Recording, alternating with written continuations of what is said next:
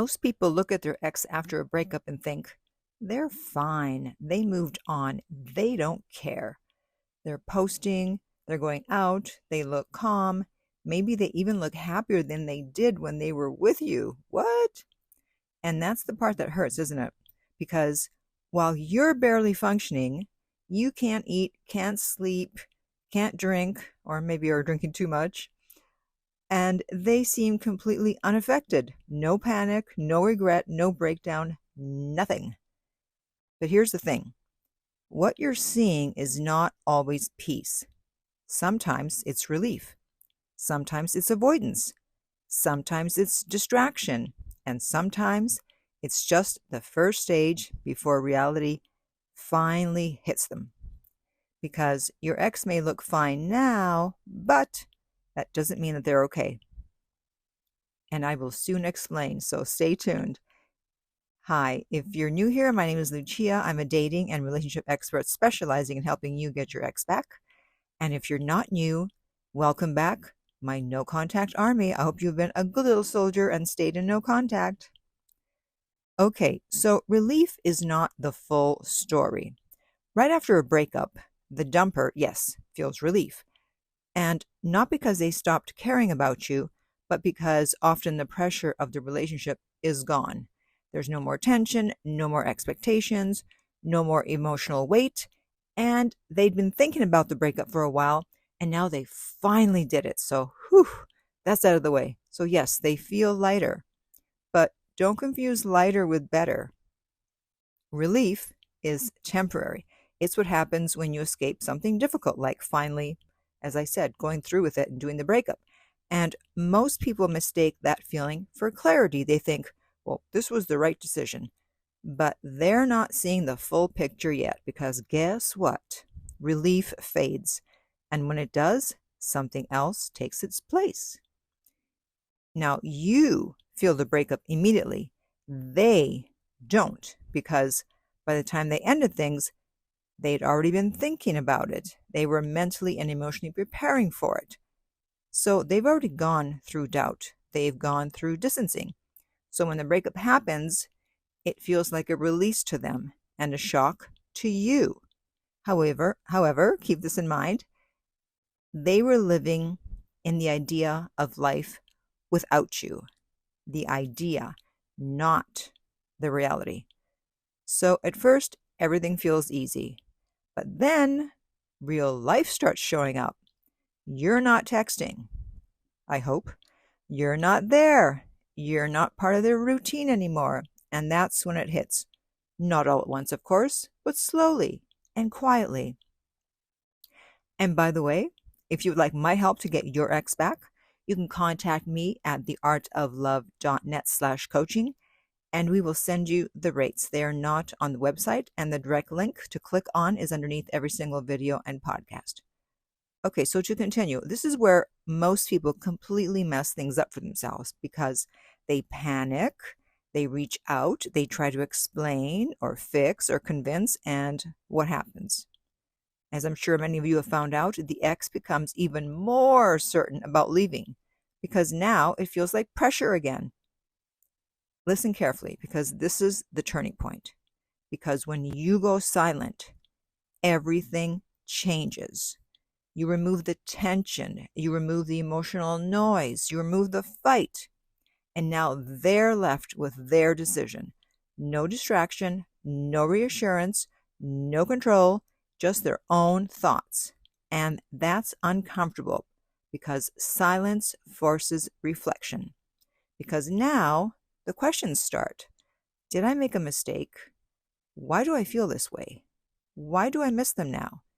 Because when someone breaks up with you, they are not 100% certain they're making the right decision. They may think they are, but after they finally do it, then they realize, now I'm not so sure.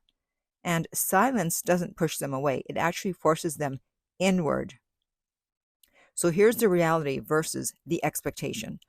Most dumpers leave with a story in their head. I'll be free. I'll be happier. There's someone better out there. And sometimes they act on that immediately. So they start dating. they distract themselves, they chase someone new. But here's where the fantasy starts to crack.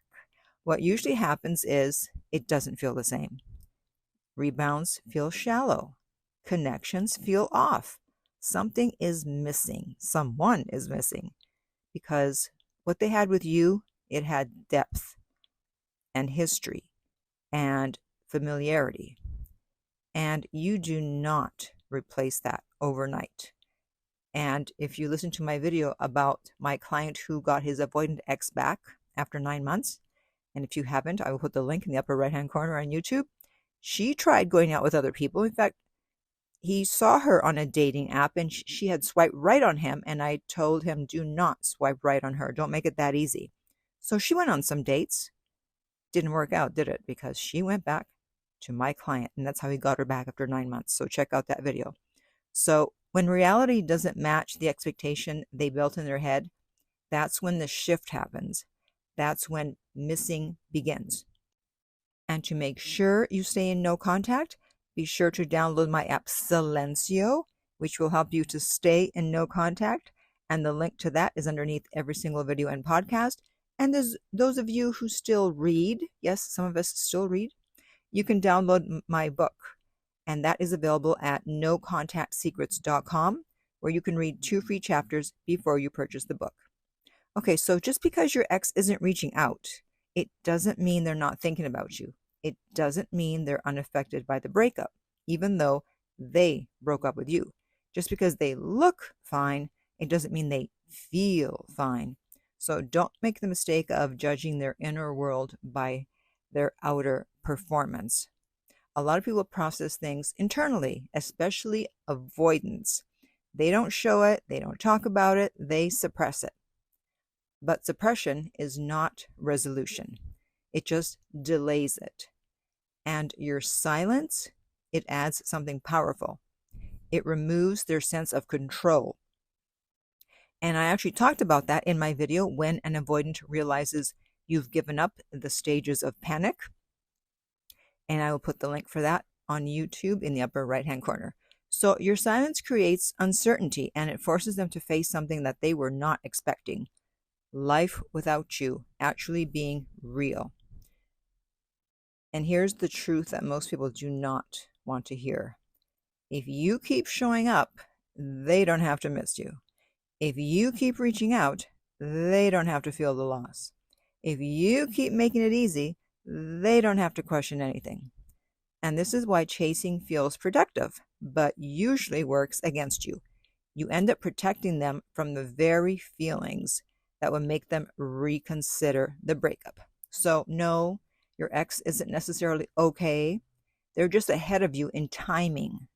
So what looks like strength is often just a phase. And what looks like indifference is usually delayed emotional processing.